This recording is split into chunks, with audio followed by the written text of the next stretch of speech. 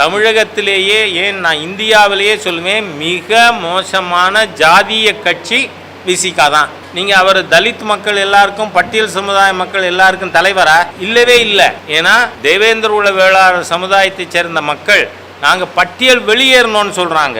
அவர்கள் திருமாவளவனுடைய எந்த கொள்கையும் ஏற்கலை. கருணாநிதி அவர்கள் முதலமைச்சராக இருந்தபொழுது அருந்ததியர் சமுதாயத்துக்கு உள் ஒதுக்கீடு 3% கொடுத்தார். அதை கடுமையாக எதிர்க்கிறவர் திருமாவளவன். பட்டியல் சமுதாயத்துக்குள்ளேயே ஒரு குறிப்பிட்ட ஒரு சமுதாயத்துக்கு மாத்திரம் தலைவராக இருந்துகிட்டு அவ்வளோ குறுகிய ஜாதியவாதம் பேசின்னு இருக்கிறவர்.